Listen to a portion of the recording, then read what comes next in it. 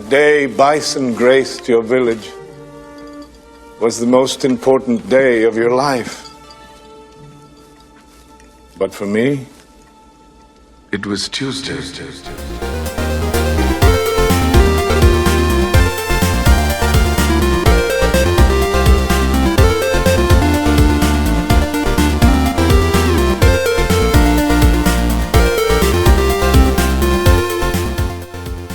Welcome to the Rated G for Gamers podcast, episode 347.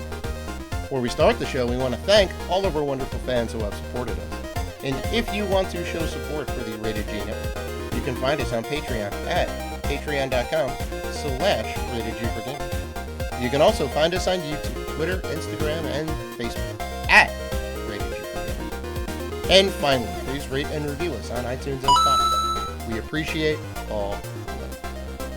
I'm your host, Dave Rattino, and this is my co-host, Dan, the podcaster formerly known as Classic Robinson. What's going on, man? I thought you were going to say, Dan, I was right about the Super Bowl, Robinson, because I called it. You did? I called it last week. You did? I went with the Eagles. You went with KC. And I said Patrick Mahomes would do it, baby. Well, that and I'm a Giants fan. I can't root for the Eagles. Come on. Not unless they were going against the Patriots. I said the same thing, but my dad brought up a good point. My dad brought up two good points on the phone because I was like, "You're voting for KC, right?" He goes, "No, I'm voting for the Eagles." He goes, "A, I don't wish any ill will on our division rivals, right?" I said, "Okay, that's very big of you." And two, how much better would it be for the Giants to lose twice to the Eagles and then have the Eagles win in the Super Bowl? So they lost to the best team of that year. I said, "Oh, you make a very good point, right?" Because if they go all the way and then get crushed in the Super Bowl, it's like, well, the Giants lost twice to the Eagles. They obviously weren't that good. But I have some terrible news for you. They're really not. They're really not. They're really not that good. As much as it pains me, pains me. The Giants aren't that good. Oh no, Giants aren't. No, Giants aren't amazing. But I mean, they got some personnel that's pretty good in the team. But that game, that Super Bowl game went back and forth. That went down to one call at the end of the game. I know this is not a football podcast, but I'd like to make a point. There were two missed holding calls in the first half where the Eagles actually scored. Okay. So if they would have called those two calls in the first half, you take a touchdown away, it wouldn't have been as close. Yeah. Technically. Yeah. Okay. So I said I think the Giants is fool's gold. Okay. Wow. They keep Saconio. All right. Tell that to Saquon Barkley. Tell that to Saquon in the offseason. We're gonna give it. See how he takes it. We're gonna give the quarterback. I'm not even gonna say his name because he's not worth saying. I'm sorry. Sorry, and it pains me. We're gonna give him a lot of money. Call him Johnny Two Nickels. We're going to be mediocre for the next 3 years. Hey, Danny Dimes is a good quarterback. He's not bad. Oh, he's bad. He's no Eli Manning, but I mean, he's good. He's no Phil Simms, but he's good. Dak Prescott's better than him. I'm sorry. I'm not trying to be comparative, but I mean, who else we got? And Dak Prescott is terrible too. Oh my God. We don't have a quarterback. All right. We don't have a quarterback. Well, and the Jets are gonna get Derek Carr. Oof. They have a better. They'll have a better quarterback than we do. Should resurrect Ryan Leaf from the offseason. Bring him back. To bring it back. Sort of to bring it back in video games. Mm-hmm. Do you remember that play that it actually didn't work in the Super Bowl? It was in the fourth quarter. I think it was in the fourth quarter. It could have been in the third quarter. No, it was the fourth quarter when they were running around in a circle and then lined up and then that was a college oval play. Yeah, well, that was inspired by a Pokemon water. It was a Pokemon play. Okay. Yeah. Okay. Yeah. Patrick, they said it was like a Pokemon play. Well, it was inspired by Pokemon, I should say. Huh. Okay. Wow. Interesting. Sometimes you got to try different It's a Super Bowl, right? Sometimes you got to try different things. All right? The whole playbook is open. Well, remember this. We're old. Okay? Mm-hmm. So we're like, Pokemon, who cares about that?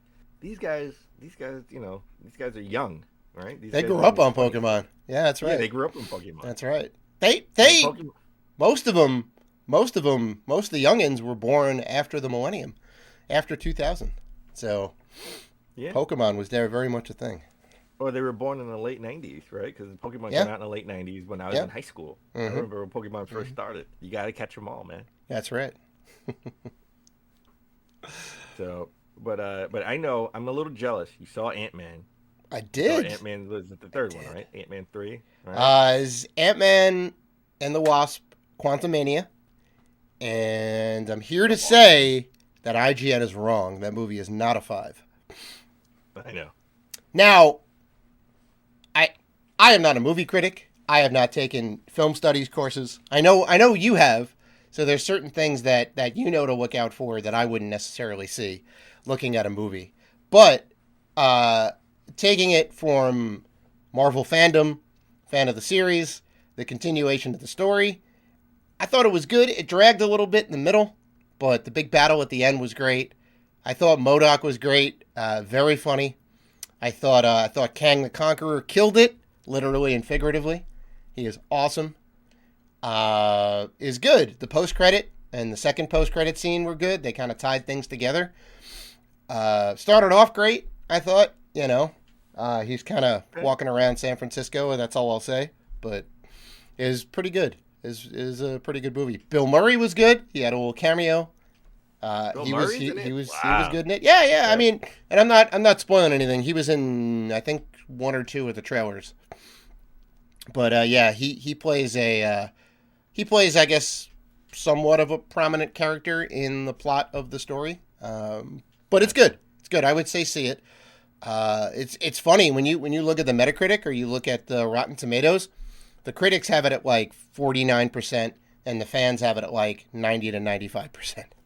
That's usually how it is, especially for these like superhero movies, right? Yeah. It's usually around that.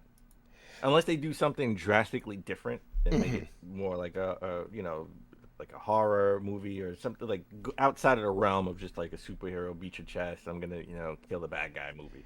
Right, you're right. And I think okay. So the one thing I can say definitively with 99% of all superhero movies is how it's gonna end, right? And even if you don't, they'll fix it in the next movie. So when everybody died in Infinity War, spoilers, I know it's like a 3-year-old movie, right? But everybody half the people got snapped, right? You knew that not everybody was going to actually die. They were going to come back, right? It was a cliffhanger because it was a 2-part thing, right? You know that. They remember, I think we were talking about this before the movie came out. Mm-hmm. They said part 1 and part 2, but part 1 wouldn't be like to be continued. It would be like it could be a finish, like it's a finished movie, it's a finished story. Right. They didn't do another one. Right. That would be it. Right. And the spoilers for a movie that came out in like 2018. Yeah. Right. Thanos snaps half the population of the universe away, and he goes to his garden and he relaxes, and the movie goes off. Right. So like that particular thing was an exception, but they only did that because Avengers Endgame was coming out in like a year, and that was going to tie the story up. And we know how Avengers Endgame went, right? Obviously, not everybody died, right? Everybody came back, right? It's great. Like when you see the original Iron Man, or you see a Spider-Man movie. There was somebody who died and didn't come back. That was. Well, I'm not saying anything about that. I'm not trying to spoil the big plot points. But like when you watch the original Iron Man, you're like, all right, obviously this is going to be a franchise. Iron Man isn't going to die, right? Yeah. When you're making a movie, everything should be on the table, right? So you're already saying now, okay, your lead can't die, right? And it's like, well, now you have to find a way to construct it, make these tense scenes. But in the back of your head, you're like, oh, Iron Man's going to make it out. Oh, I know that this person's going to make it out, right? So, like, when you watch a drama, right, anybody can die in a drama. You watch a horror movie or a suspense thriller or whatever, anybody could die in that movie because you know that it's not a franchise. Like, it's just kind of like one and done. So there's some punches that are being pulled when they're making these movies, right? There's certain things they got to hit. and maybe it becomes a little formulaic. I think maybe that's what I'm saying about it, and I think that's what you're saying too, because like they're going. Would you rather have like a Batman movie, and it's like, all right, this movie's great, and then Batman dies at the end. 100%. That'd be awesome. That'd be awesome. Batman, and they have Batman 2, and Batman's not in it. Well, you just make another Batman movie that's not in that franchise universe or whatever, right? No, I'm just saying, like, no, come on. Especially if that movie is successful, they're gonna want to make a sequel, and they just like. Well, you can just not have it. You can just not have it tie into the previous thing, you know. Yeah, like I get it. You have to have your main character come back and continue and whatever. But I'm just saying, like, no. This is what we can do. This is what we can do, right? We're gonna make Batman. He's gonna die, and then we're gonna make Batman Gotham Knights. And all the knights are gonna come in, right? And Batman's not gonna be even in it. You can make that work. Then you make Batman 3, and then he's resurrected in the Lazarus pit, and he comes back. You can make that work narratively, right? You know, everything's on the table at that point. Batman could die, right? And then somebody else takes up the mantle. You know. I mean, wasn't that like Halloween, right? Like there was like Halloween 3. Which Halloween where Michael Myers wasn't even in it? Halloween 3, Season of the Witch, which was the worst one. He wasn't even in it. Yeah, it was a corrupt candy company or something like that, or a costume company. It was stupid. Yeah, that was dumb. See what happens when you don't have your main character, Dave, and you want the main character to die. I'm aware, but like, which is the best Halloween movie? It's obviously the first one, right? It's always the original one. It's always the best. Because every other one apes off the first one. They do the same thing over and over again. Which one was the best Friday the 13th movie? I mean, the first one is definitely up there. It's hard to say. I don't think the first one is better. I don't. What do you mean? It had the mom, right? Because she was taking revenge after her son drowned in the lake. And then at the end of the movie, Jason comes out of the lake and takes the girl down, but then she ends up in the hospital, and she's like, "Was it all a dream?" That's awesome. Yeah. That movie's great. I'm not saying got Kevin Bacon in it. I'm not saying it wasn't a great horror movie. I'm just saying it wasn't the best Friday the 13th. Which was the best one, do you think? Either the second one or the one in New York. And I know the one in New York. The one in New York? Oh my God, Jason Takes Manhattan was terrible. I know it's cheesy. I know the one in Manhattan was cheesy. This guy. But at least he was in New York. Come on. Next you're going to tell me The Godfather 3 was necessary. Oh, you're killing me. All right. It was necessary, man. You know why? Right. That's why we have the trifecta. Well, anyway, Ant-Man is good. See Ant-Man, you'll like it. All right. You'll be happy. Well, let's get the show on the road. We have an awesome show this week. All right. Later in the show, we're going to talk about Microsoft admits Game Pass may be bad for game sales. Mm-hmm. Question mark. I mean, somebody on this podcast was right. Just saying. We're not gonna say anything about that. Just somebody on this podcast. I wonder who. We'll have to find out later in the show. Yeah. And will the next Madden game be a make or break for EA?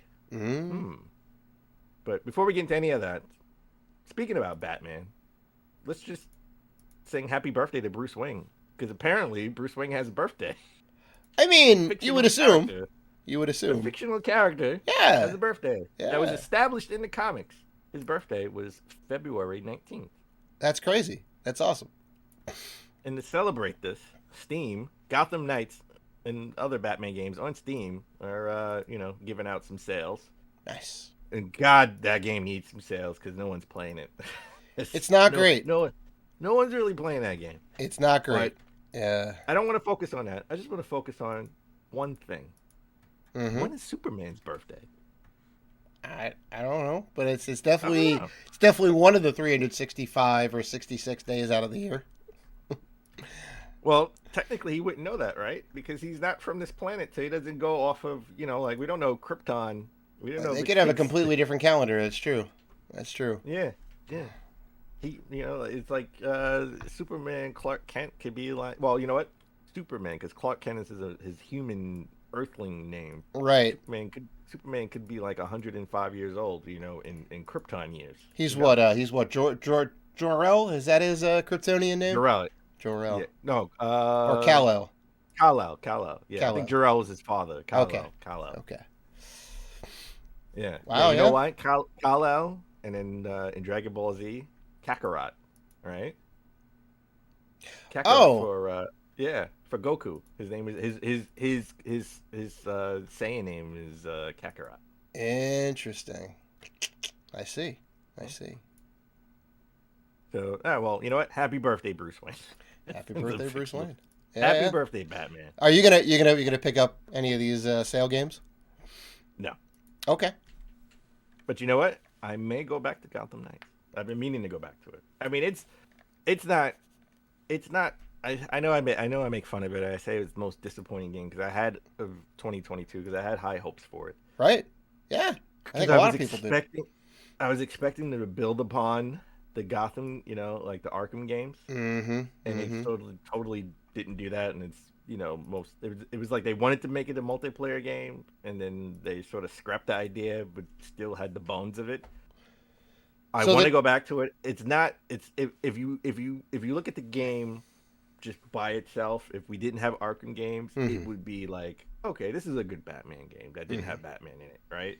But because we had the Arkham games, our expectation level is just so high, and it just listen, Origins was better than Gotham Knights. Ooh, yeah, that's the one not produced by Rocksteady and done in-house by WB. Yeah. Which is still not a bad game by any means. I mean, this is a WB game in Origins. I'd rather go back and play Origins. Right. To be honest. Right. So was the narrative more disappointing than the gameplay? Is that what you're trying to say? No, well, they were both how bad. They put it together. Mm-hmm. Yeah, how they put it together. Mm-hmm. Both the gameplay and the narrative. Totally, Batman's dead. You could definitely see the curveball being thrown at the end. I mean, I already know what happens at the end of the game. I watched this guy being spoiled. See, there you go again. This is why I don't get mad when I end up telling you that Metroid Prime is in the Nintendo Direct, because you don't mind things being spoiled. No. Okay, let's settle this. Go ahead. Tell me your rationale behind it. Okay, Dave, I've known you for 20 years. Wow. Yeah, just about. Yeah, just about. Right? All right, we're gonna finally settle this after 20 years. Okay. Gotham Knights. It was disappointing. I knew I wasn't gonna spend 20 hours trying to beat this game. So I don't mind getting it spoiled because it was something I knew I didn't really care too much about. Okay. The Nintendo Direct, I didn't know if it was going to be disappointing or not. Yeah, and I gave you some good info. I was like, oh shit. I didn't know if it was. I wouldn't go in and be like, damn, how about that terrible Nintendo Direct? Well, okay, I'd rather that. At least I don't know why it's terrible. Listen, there was like 100,000 announcements in that trailer. All right. There was some stuff. Yeah, and only 3 of them were good. Oh my god! Saying. Well, we're not gonna get back into that. All right, so I hope we cleared it up after 20 years. I hope we cleared it up. Kind of. You're saying it's on a case-by-case basis, is what you're saying. I'm saying next time, just say, "Hey, are you watching the event?" I'm gonna have to. Before you start, oh my god, did you see the Vita 2 announced? And I'm like, well, what? I wasn't watching it. I'll go crazy. Maybe I'd be a little more discreet if it was that big of an announcement. Yeah. All right. Well, you know what? This is a big announcement. I mean, we for the last 2.5 years, we've got nothing but game delays, games being pushed, games that should have been pushed. Cyberpunk. This is the first a game that's not being delayed out. It's coming out early, and that is Dead Island 2. Yep. It's originally supposed to come out April 28th.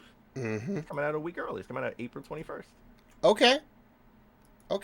There's got to be a reason. You don't put a game out early unless you have a good reason to do so. They've given no reason, but you know what? I think I know. I think I have a good reason. Okay. All right. Guess what? They want to get as far away from the major, the Microsoft game Redfall. Yep. They want to get away from Suicide Squad. Yep. They want to get away from Zelda, which is like Yep. if it's coming out April 28th, with another like 2.5 weeks, 3 weeks, or something like that. They want to get as far away as they can from those releases. And I'm sure I'm missing something. I got to look at the list of the game releases late April, early May. They don't want to touch any of that. I 100% agree. And if you're ahead of schedule, go for it. Now, I would say 99 out of 100 times you're going to want that extra week for polish or the day one patch or the whatever else. So they must be in a really good spot with it to kind of bump it up a little bit.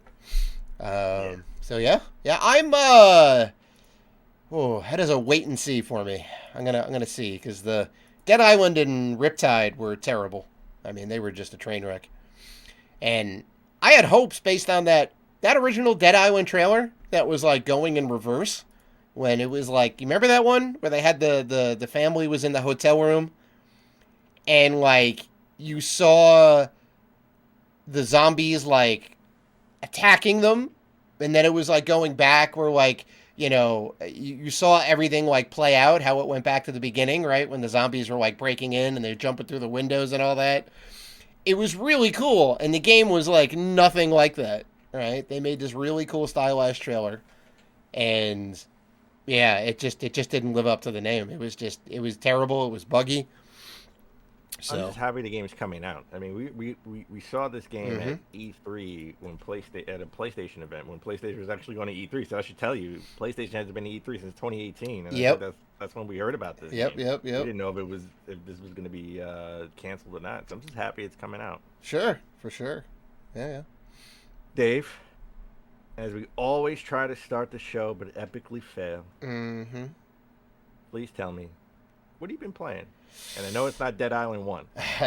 No. I mean, maybe for Saturday Morning Retro. You know what? Maybe I'll do that at some point in time for Saturday Morning Retro. Actually give Dead Island a real shot in 2023 and see No. It I want you to give Dead Island a Riptide a real shot. Yeah. Right. So I haven't been playing much, actually. I have to be honest. Now, I don't know if we mentioned it on the show per se, but we were going to PAX. We're going to PAX East pretty soon. We're ready to go to PAX. Very excited. It's definitely going to be a big year for us. So I'm doing a lot of behind the scenes work, getting ready for the big, I was going to say the big day, but the big convention. So, yeah, I mean, like the usual suspects, like the weekly Halo stuff. I've been getting into that and whatever else. And, I've been putting some time into my Saturday Morning Retro game. I'm not going to say what it is just yet. Maybe I'll announce it next episode. But, yeah, putting a little time into that and playing some Halo. There's some new modes and some new armor sets and some whatever coming down the pike. So I know we talked about the big shakeup at 343, and a lot of people left, and the working conditions and whatever else. But they have a roadmap. They got things in the hopper. They're still going to support this game. There's talk of them changing the in-house game engine to Unreal 5. We didn't necessarily talk about that, but that's kind of big. So I think they're making steps going forward that they're going to change it. I don't know what that means for Halo Infinite and the current Halo franchise, but it'll be interesting to see like how that ends up all shaken out. Okay. Yeah. So how about you?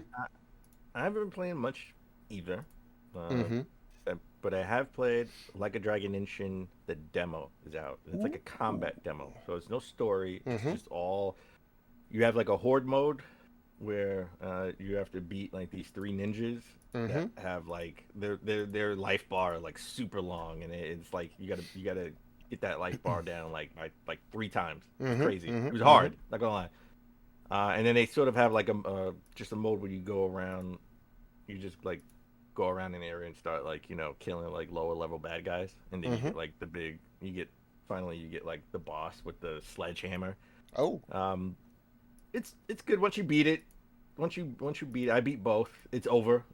Thank you for playing the demo. Here, go buy the game. The game is out when this episode goes live, I believe. Yeah. Okay. So I will pick it up because I love. I mean, Like a Dragon Inshin.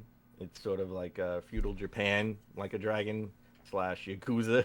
The new it's weird. It's like it was Yakuza, then they changed it, to Like a Dragon, and now this is like a Like a Dragon Inshin. Dragon Inshin is feudal Japan, so it's Yakuza and feudal Japan. So I can't wait to buy it. I'm probably gonna pick it up on my Xbox just because I need some new games for the Xbox. I have for sure way more PS5 games, so I got to catch up on my Xbox. So. Does it tie into the franchise at all? I'm sure it does. I mean, again, this wasn't a story demo, right? It was just a combat demo, and I haven't kept up with any of the news like a Inshin. I mean, we found out about it at Tokyo Game Show, right? It was Tokyo Game Show, so like in September. Yeah. Is when they first mentioned it. Mm-hmm. Sega's broadcast. I didn't watch all of it. I just know that they announced 2 new Yakuza Mm-hmm. Like a Dragon / Like a Dragon games. Mm-hmm. So Yeah, well, that's its own franchise now, right? Like a Dragon, is its own thing. Yakuza's its own thing.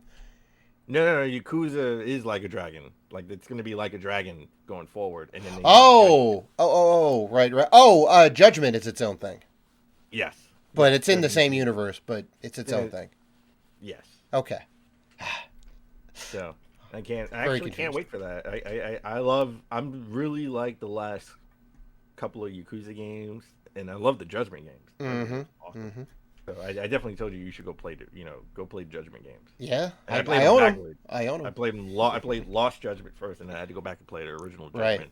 Right. I don't recommend you doing that because they kind of fixed the mechanics in the second one, so it was hard to go. It was hard to go back. Hard to go back. Yeah, I feel you. So, all right. With that said, why don't we take a break? Mm-hmm. And when we come back, we get into the top gaming news of last week. All right.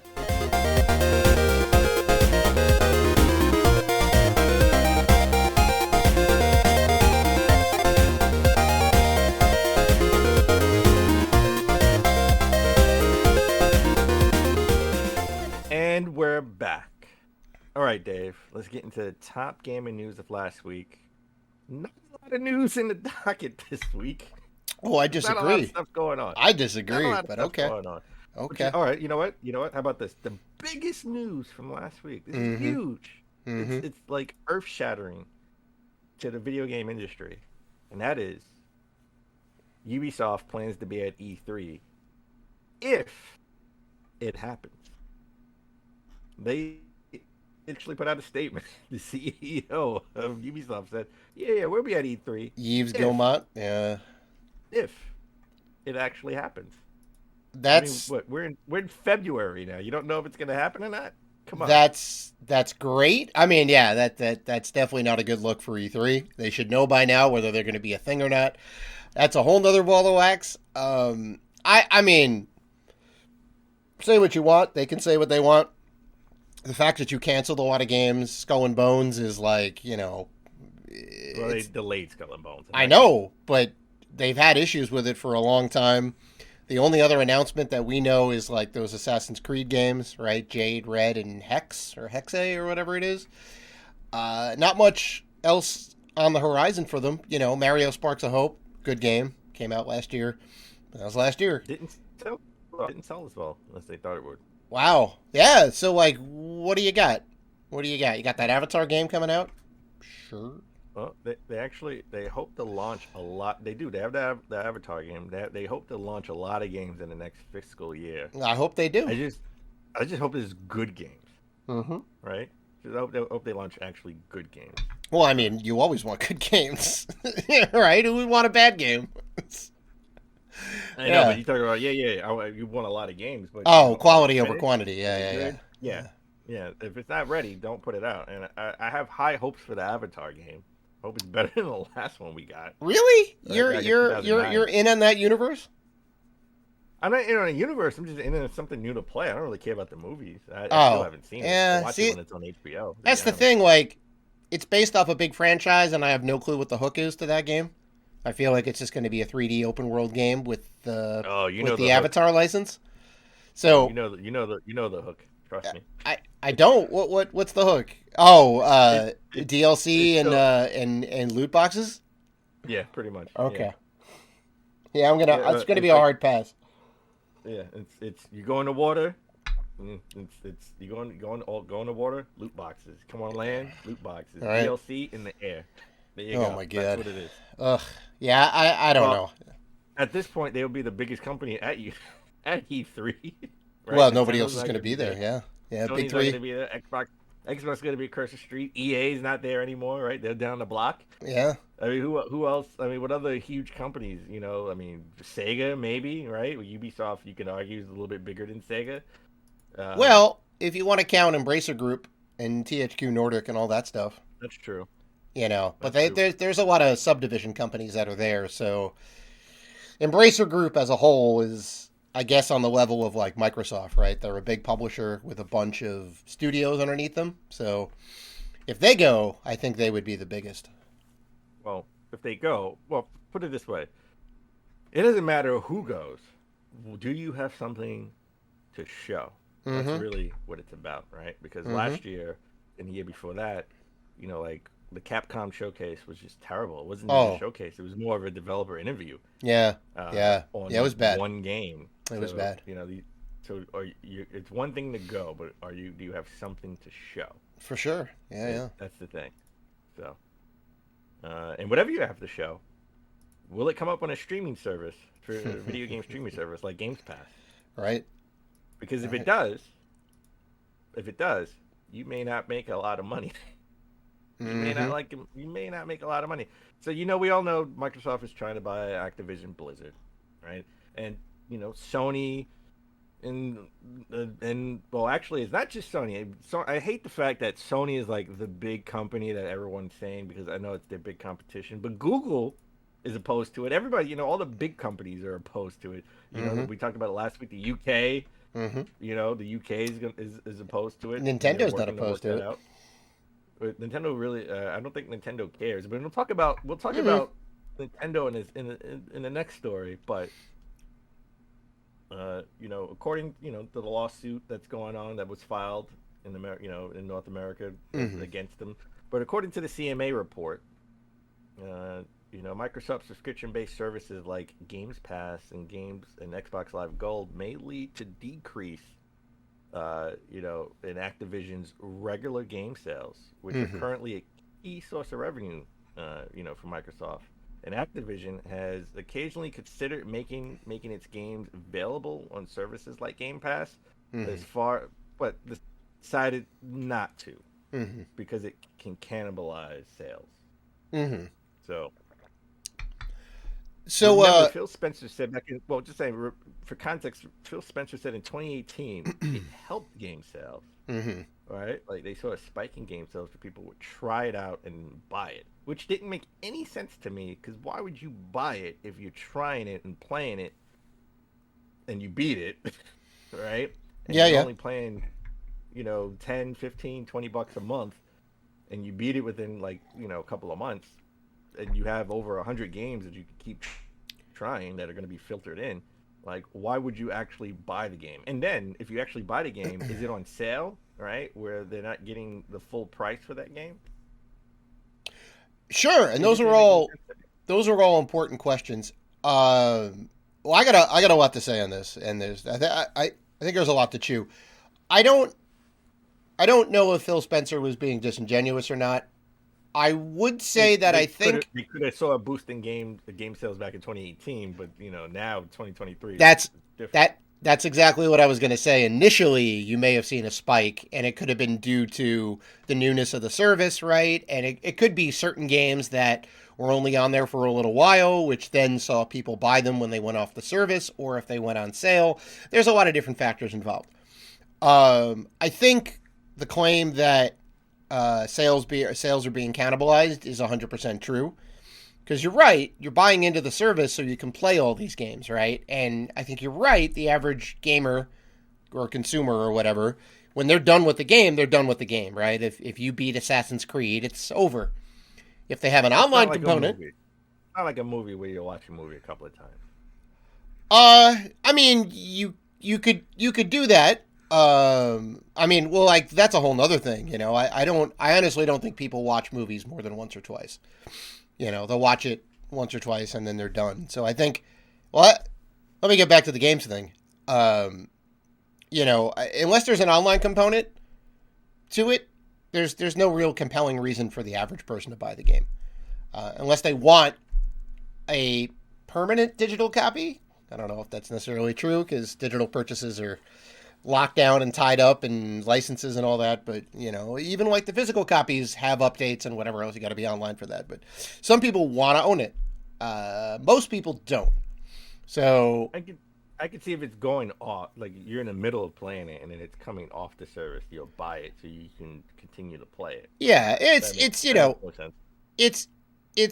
possible. So the cannibalization of the game sales, I 100% agree with. But it's okay. Yes, you won't get people buying the full version of the game, whether it's on sale or not. Let's go ahead and put that all aside.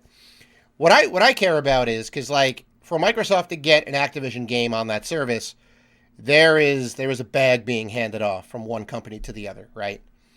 They are saying, "Hey, we want to be on your service," or Microsoft is saying, "Hey, we want you to be on our service," right? So either Activision is pushing for it, or Microsoft is pushing for it, right? There's a monetary exchange that goes on, right?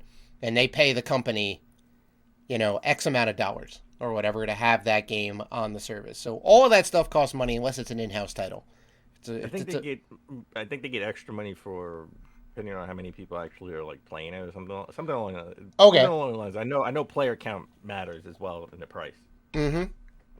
So this kind of smorgasbord of, a la carte, whatever, pick what you want to play, whatever kind of buffet style, right? This buffet style video game thing, I think is fine. I think the model is fine. It's no different than Netflix. It's no different than Apple Music or Spotify or whatever it is, right? You pay a fee per month, and you get whatever their catalog is, right? The thing that I'm concerned about is the money evenly distributed, right? Microsoft's always going to get their cut, obviously.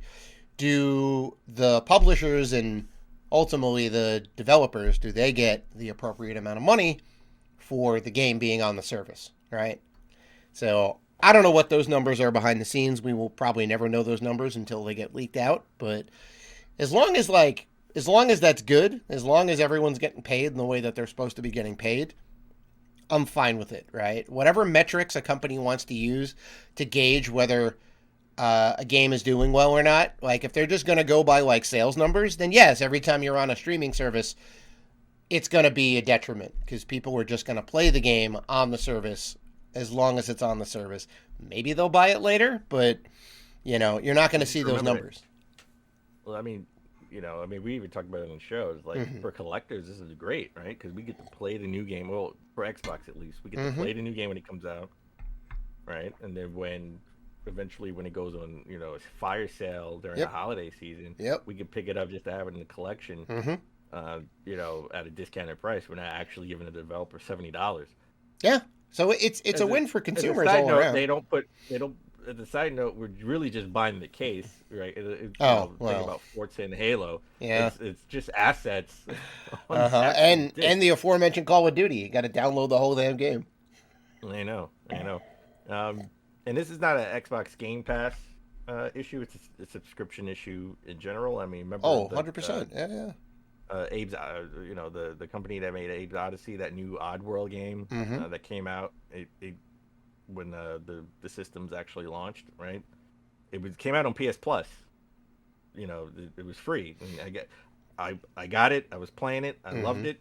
And I actually, because I'm a collector, I bought the Steelbook edition at Best Buy.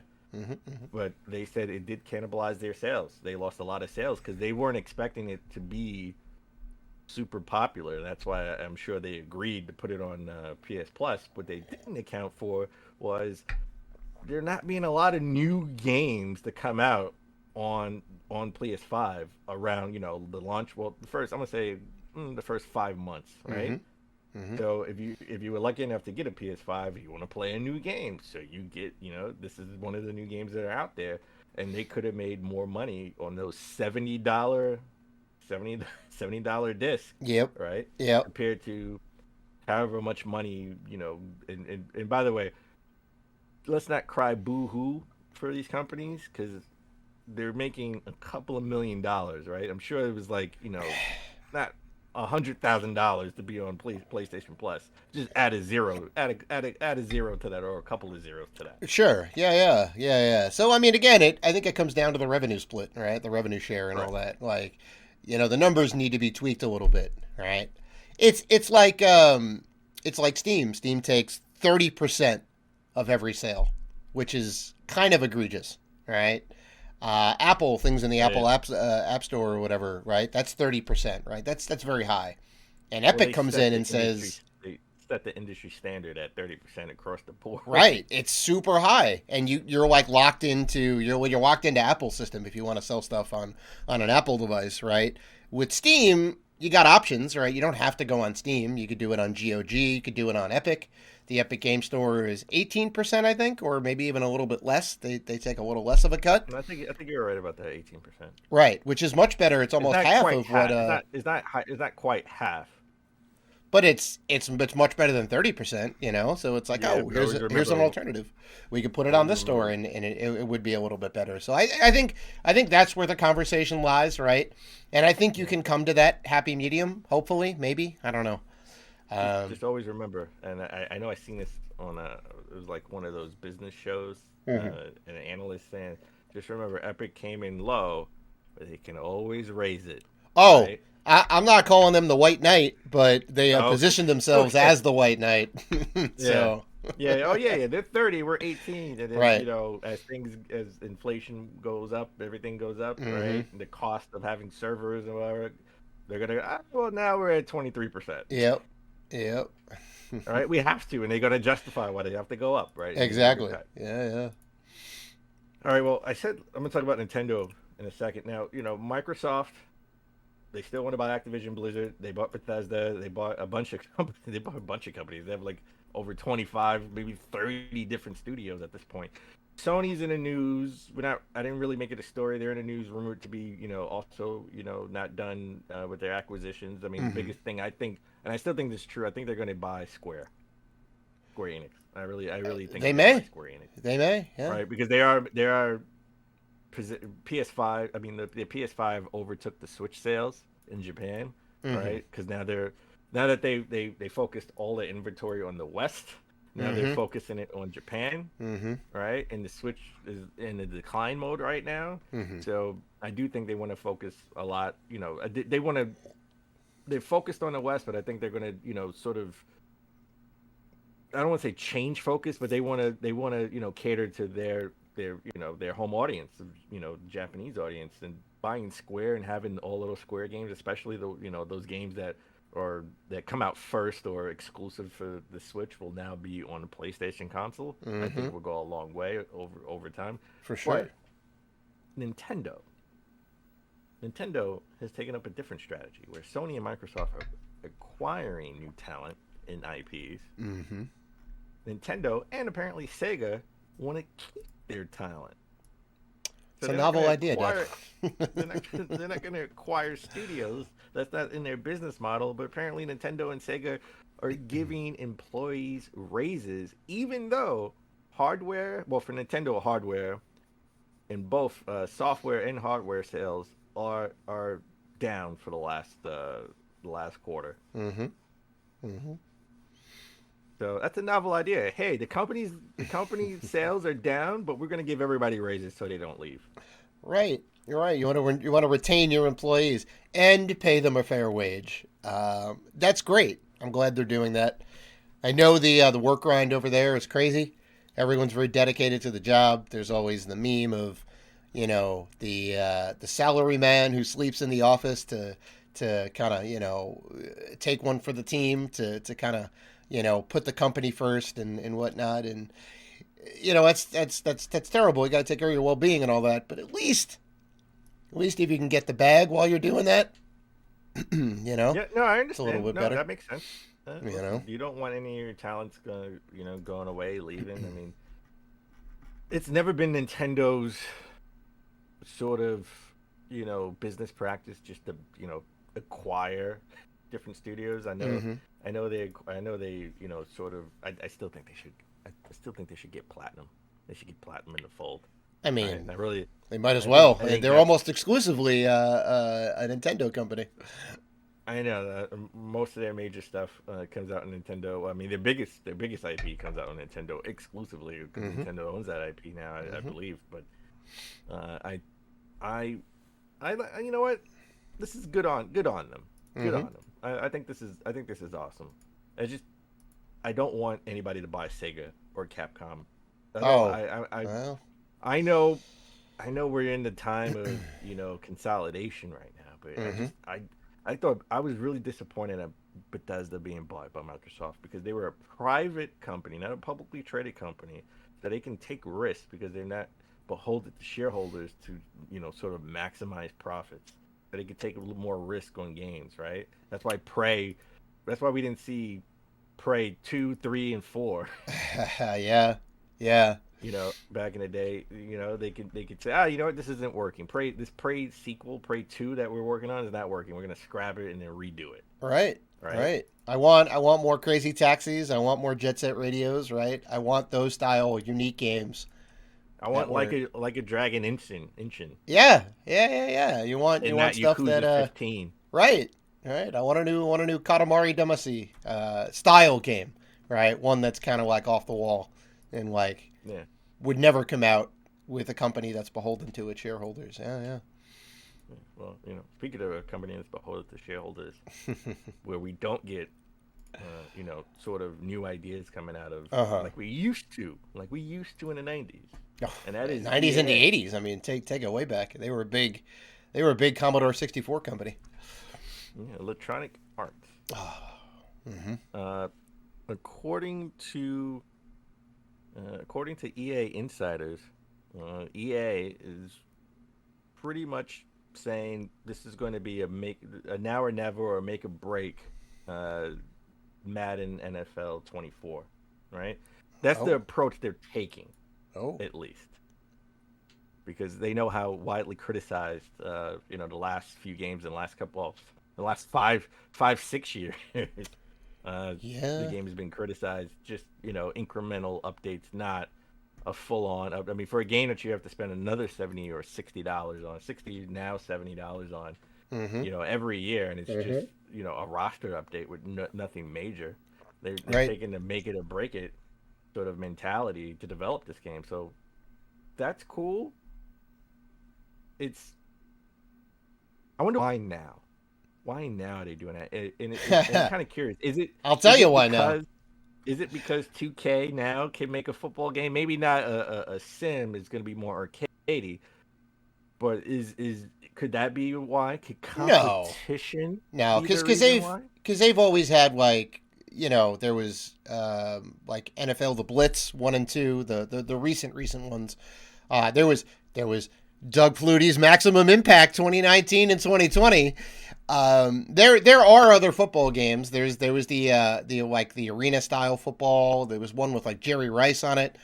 So they've had other gridiron games. They obviously don't have any license of any current players, no teams, none of those affiliations. But you can play a football game, so they've been out there. It's the money.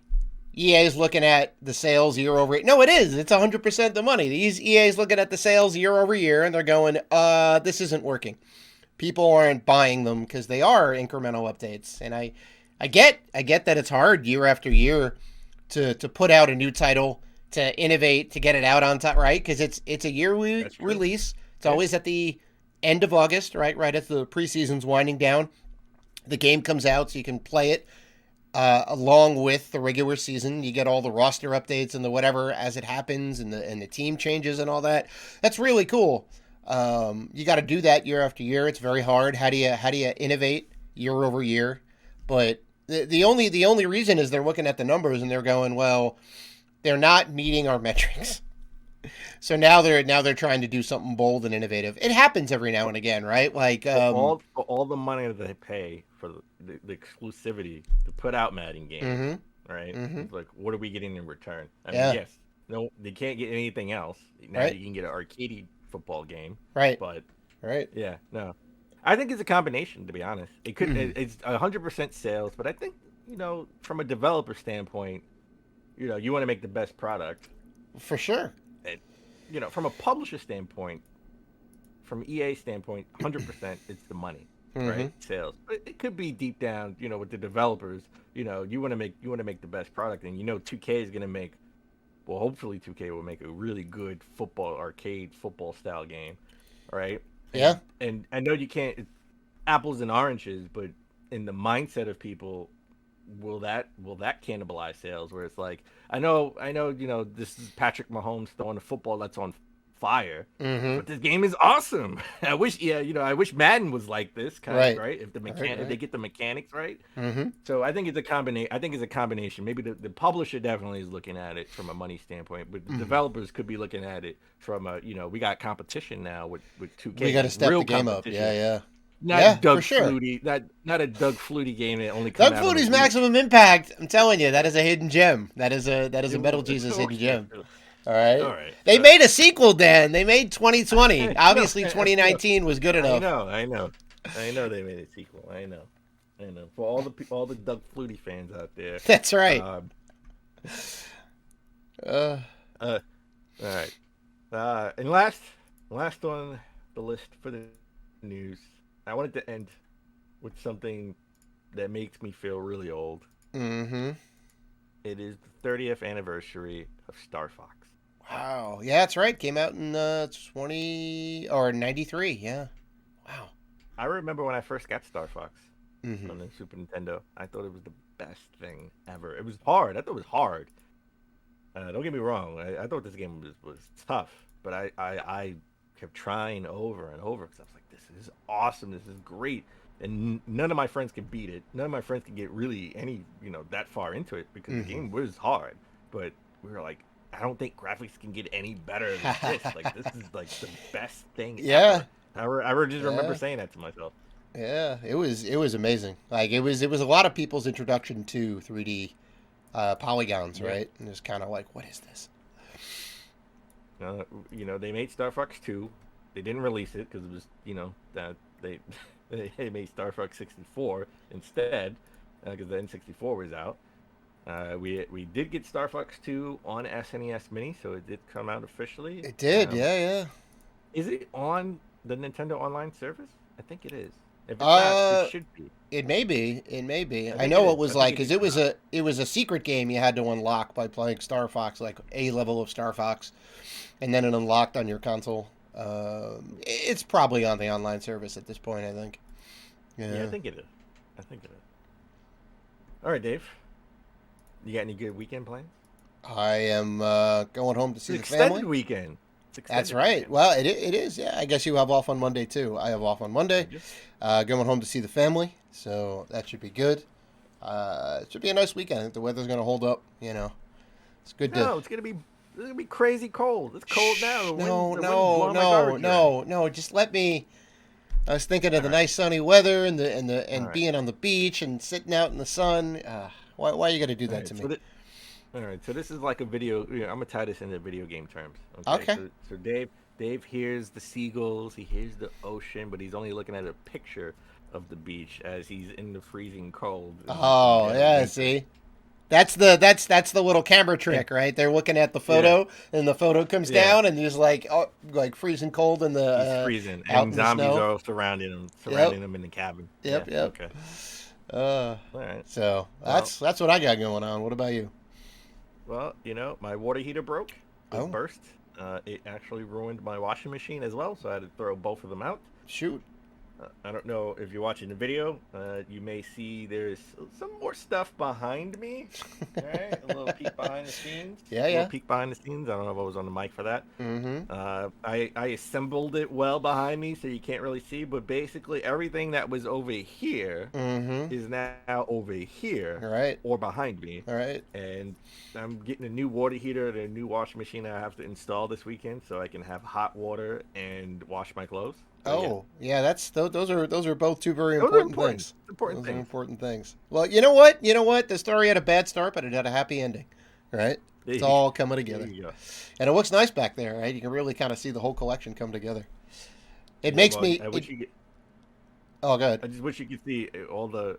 I wish you could see all the inbox amiibos I have that are all just lined up over here. All the inbox stuff for the special editions and all that stuff is just piled up over here. All right. Well, we make those sacrifices for our game collection, right?